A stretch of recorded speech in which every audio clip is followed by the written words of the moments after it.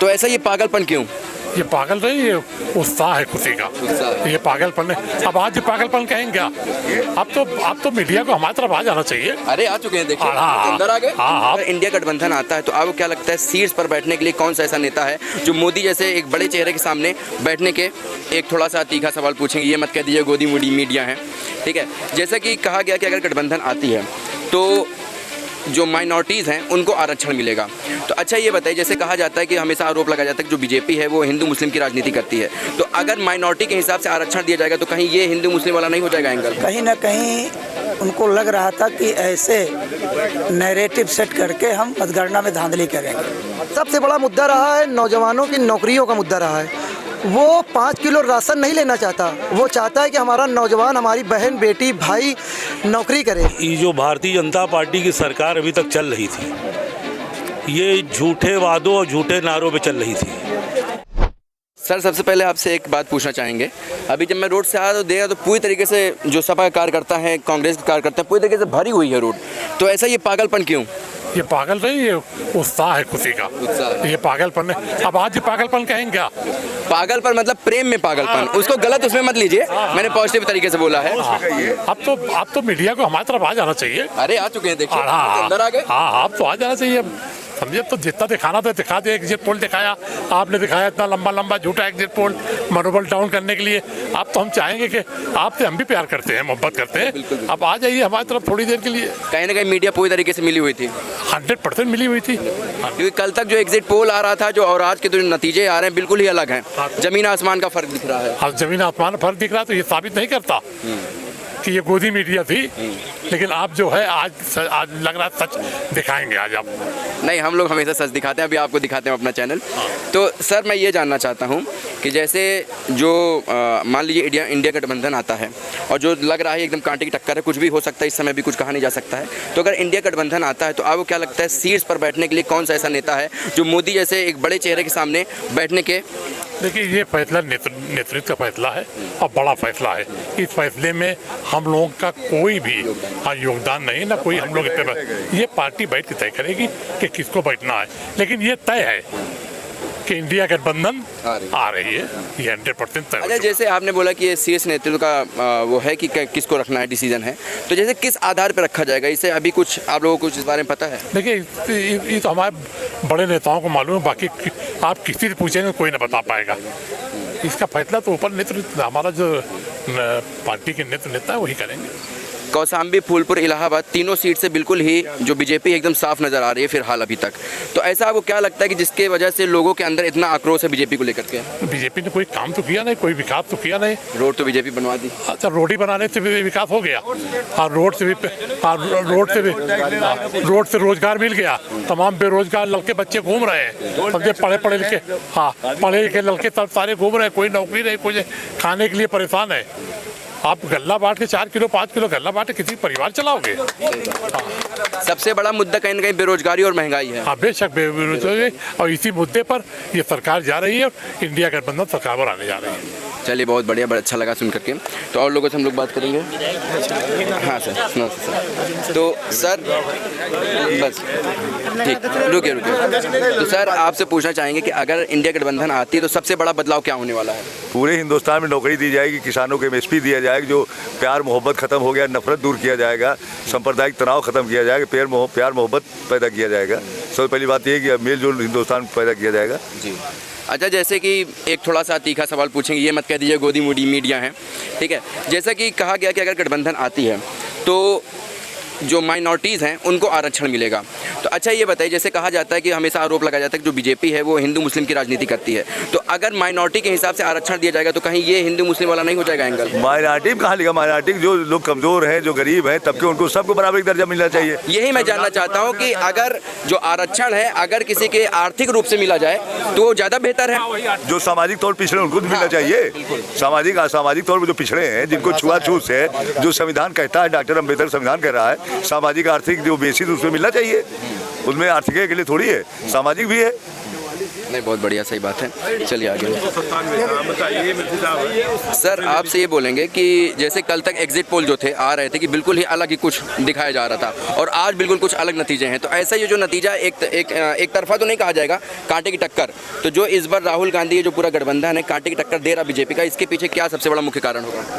देखिए, ये भारतीय जनता पार्टी के इशारे पर जो ये गोदी मीडिया दिखा रहा था, कहीं ना कहीं उनको लग रहा था कि ऐसे नैरेटिव सेट करके हम मतगणना में धांधली करेंगे, लेकिन ऐसा नहीं है। ये चुनाव जनता लड़ रही थी और जनता जनार्दन कभी गलत नहीं हुआ करती, तो निश्चित तौर पर इंडिया गठबंधन की सरकार बनेगी और भारतीय जनता पार्टी का जो ये षड्यंत्र है उसका जवाब बेरोजगार, किसान, मजदूर, महंगाई सब मिलकर एक साथ दिए हैं। सबसे बड़ा बदलाव क्या होने वाला है सर अगर आपकी सरकार आती है तो? सबसे बड़ा बदलाव ये तो ऐलान पहले किया गया है, रोजगारों के लिए रोजगार सृजित होंगे, अग्निवीर जो योजना है वो बंद होगी, आउटसोर्सिंग नौकरियां बंद होगी, संविदा नौकरियां बंद होगी, सब सरकारी नौकरियां आएंगी। तो सब पूरा हमारा जो संकल्प पत्र है सब भारतीय जनता पार्टी के तुलना में देखिए पूरा उसके अपोजिट। अगर वो आउटसोर्सिंग कर रहे हैं तो हम रेगुलर कर रहे हैं, वो महंगाई बढ़ा रहे हैं तो हम महंगाई घटाएंगे, तो वो गठबंधन का बिल्कुल अलग विकास का मॉडल है। चलिए बहुत बढ़िया, चलिए मिलकर के बहुत अच्छा लगा। हम लोग थोड़ा आगे बढ़ेंगे और लोगों से बात करें। हाँ तो सर सबसे पहले आप अपना परिचय दीजिए। मोहम्मद गौ, समाजवादी पार्टी महानगर उपाध्यक्ष, इलाहाबाद। तो सर आपको क्या लगता है महागठबंधन की अगर जीत होती है तो सबसे बड़ा बदलाव क्या होने वाला है? सबसे बड़ा बदलाव ये होगा जमीनी तौर पर बदलाव होगा, स्वास्थ्य संबंधित, शिक्षा संबंधित। जो हमारे नेताओं का कौल है कि हम लोग काम करेंगे शिक्षा से, स्वास्थ्य पे, बेरोजगारी पे, किसानों के हित के लिए काम करेंगे। भाई किसान हो चाहे छात्र हो चाहे आम जनता, उसको स्वास्थ्य संबंधित व्यवस्था चाहिए, किसानों को MSP चाहिए, जो बेरोजगार है उन्हें नौकरी चाहिए, इस पे काम करेंगे हम लोग। अभी फिलहाल EVM सही चल रही है? देखिए EVM का मामला ये है कि हम लोगों ने पूरी मुस्तैदी के साथ यहाँ बैठे हुए, प्रशासन घपला नहीं कर पाई। हमें संदेह था, प्रशासन अब समझ गया है कि भारत की जनता ने वोट दिया है, इसलिए इस पर खिलवाड़ करना सही चीज़ नहीं है। चलिए बहुत बढ़िया। तो जैसे अभी तक जो चुनाव होते जो पिछले 10 सालों से हो रहे थे उसमें कहीं ना कहीं EVM का गड़बड़ी थी। देखिए कुछ ना कुछ तो गड़बड़ी थी, प्रशासन कहीं ना कहीं हम लोगों के साथ सौतेला व्यवहार कर रहा था। अभी उसने किया, मान लीजिए कि हमारे एजेंटों को लाल कार्ड दे दिया, समाजवादी पार्टी के जो मजबूत पिलर थे उन्हें लाल कार्ड दे के घर पे बैठाने की कोशिश ये प्रशासन ने ही तो किया। हमारे जब लोकप्रिय सांसद, पूर्व सांसद आदरणीय कुंवर रेवती रमन सिंह जी को वो थाने में बैठा सकते हैं, तो आप सोचिए दूसरे लोगों के साथ क्या कर सकते हैं। आप समझदार आदमी खुद हैं, 2 बार के राज्यसभा लोकसभा सांसद रहे, 9 बार विधायक रहे, राज्यसभा सांसद रहे। तो जब हमारे ऐसे बड़े नेताओं के साथ अपमानित करने का काम कर रहा है प्रशासन, तो आम जनमानस के साथ क्या करेगा? सर आप अपना परिचय दीजिए पहले। आकिब जावेद, पूर्व जिला महासचिव लोहिया वाहिनी, वर्तमान में मुलायम सिंह यूथ ब्रिगेड महानगर उपाध्यक्ष। तो सर जैसे बीजेपी का कहना है कि जो योगी जी हैं यूपी के अंदर कहीं ना कहीं जो गुंडे बदमाश के तरह के लोग थे उनके ऊपर बहुत बड़ा कब्जा लगाया, तो इस पे आप क्या कहना चाहते हैं? देखिए, गुंडे बदमाश पे कब्जा, पहली बात यूपी में कोई गुंडाई कोई बदमाशी थी नहीं। जिस मुख्यमंत्री के ऊपर खुद संगीन धाराओं में मुकदमा हो वो गुंडे बदमाश की क्या बात करेगा? मुद्दा जो भी चुनाव हुआ है, जो भी इंडिया अलायंस जीता है, वो सबसे बड़ा मुद्दा रहा है, नौजवानों की नौकरियों का मुद्दा रहा है। वो 5 किलो राशन नहीं लेना चाहता, वो चाहता है कि हमारा नौजवान, हमारी बहन, बेटी, भाई नौकरी करे। सरकारी पदें खाली हैं, नौकरियां नहीं दी जा रही हैं, पेपर को लीक करा के नौकरियों को आगे बढ़ाने का काम किया जा रहा है और जनता त्रस्त हो चुकी है। कब तक आप राम रहीम मंदिर मस्जिद पे वोट मांगेंगे? आप ज़्यादा दूर ना जाइए, जहाँ पे भगवान श्री राम का मंदिर का इन्होंने निर्माण कराया, सर्वोच्च न्यायालय ने निर्माण कराया, वहीं की लोकसभा चुनाव समाजवादी पार्टी के प्रत्याशी जीतने का काम कर रहा है। इसका मतलब हिंदू जाग चुका है, मुसलमान जाग चुका है, हिंदुस्तान का नौजवान जाग चुका है, महिलाएं जाग चुकी हैं। अब इनका खेल खत्म हो चुका है। अब बीजेपी आसपास टिक नहीं पाएगी। बीजेपी आसपास, आप रिजल्ट तो आने दीजिए शाम तक, टिकने के मान लीजिए रिजल्ट में कहीं 19-20 आ गया मान लीजिए, एक सेकंड के लिए भगवान ना करे आए, लेकिन मान लीजिए आगे कहीं बीजेपी की तरफ पलड़ा भारी हो गया तो क्या ईवीएम को दोष दिया जाएगा? ईवीएम को दोष देना ना देना ये हमारे राष्ट्रीय अध्यक्ष और राष्ट्रीय लेवल का मतलब है। हम जैसे छोटे नेता, हम जैसे कार्यकर्ता इस पे नहीं बोल सकते। बड़े स्तर का काम है, बड़े स्तर के लोग बोलेंगे।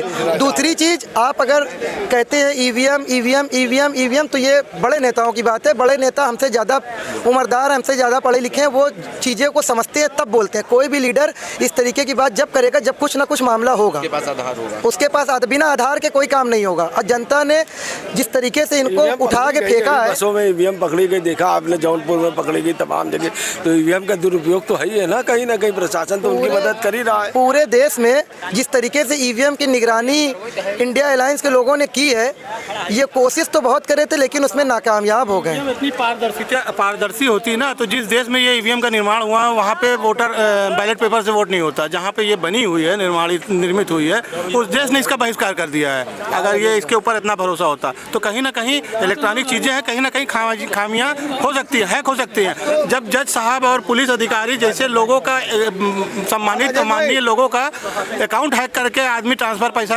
दूसरे अकाउंट में कर ले रहा है, तो ईवीएम छोटी सी चीज़ है। अब तो यहाँ तक कि सुनने में आ रहा है कि जो एनडीए के गठबंधन के लोग थे वो भी इंडिया अलायंस के संपर्क में आ गए हैं। ये हालात हो गया है। अभी आपको बहुत बड़ा तूफान देखने को मिलेगा बिहार में।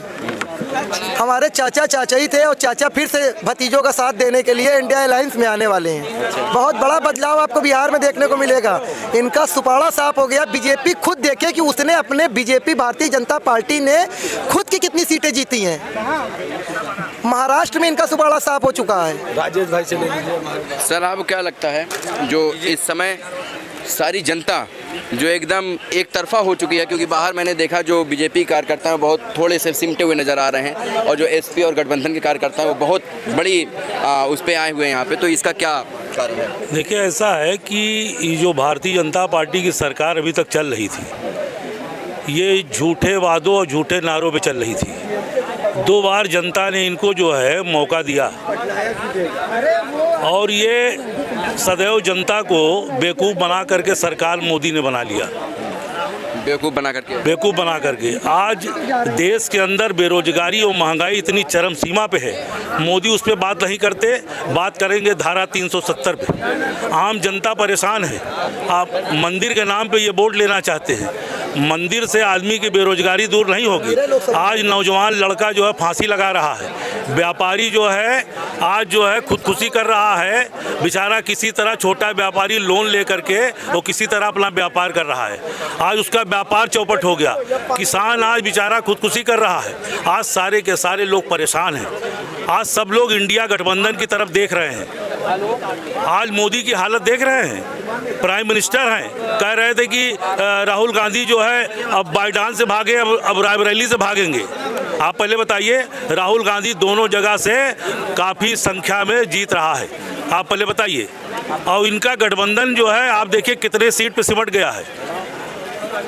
हो सकता है कि गठबंधन की सरकार बन जाए। इनके जो गठबंधन हैं बीजेपी के, ये टूट जाएंगे, आप देखिएगा। बीजेपी का गठबंधन, ये अवसरवादी लोग हैं, ये कभी इधर कभी उधर। आज भ्रष्टाचार, महंगाई चरम सीमा पे है।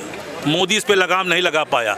मोदी हवा में चुनाव जीत करके जो है लोगों को जो है बेगुनाह लोगों को जेल में डाल रहा है। बताइए, बेगुनाह लोगों को, जैसे बेगुनाह लोगों को भ्रष्टाचार खुद करवा रहे हैं। इनके यहाँ जो भ्रष्टाचारी चले जा रहे हैं वो जो है आप देखिए वॉशिंग मशीन में धुल जा रहे हैं। और जो है जो विपक्षी है उसको एक दबाव बनाने के लिए ईडी और सीबीआई को इसने अपना जो है बना लिया है कि हम जो है ईडी और सीबीआई से दबाव बना करके मतलब जो विपक्षी है इनको तोड़ना चाहते हैं। आज मोदी की ये हालत हो गई है कि आज ये 234 और 200 के नीचे आ रहे हैं। आप देखिए, इनका गठबंधन बता रहा है। इनकी कितनी निकल रही सीट ये बताओ। चलिए ठीक है, ये तो अभी समय है 2-3 घंटे का। हाँ। अभी देखिएगा गठबंधन बढ़ेगा और आने वाले समय में गठबंधन की सरकार बनेगी। चलिए, बहुत बढ़िया। चलिए हम लोग आगे चलेंगे और लोगों से बात करेंगे। आपका परिचय दीजिए। मैं राजेश कुमार गुप्ता, मैं समाजवादी पार्टी महानगर का उपाध्यक्ष। ठीक सर, थैंक यू सर।